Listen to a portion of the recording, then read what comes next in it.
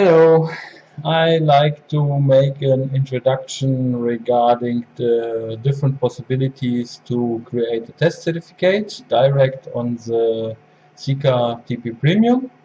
We have the possibility to select different file formats, and the settings are regarding this. I go to Calibrator Setup, then I select the next, and here is the information regarding the file format for the test certificate.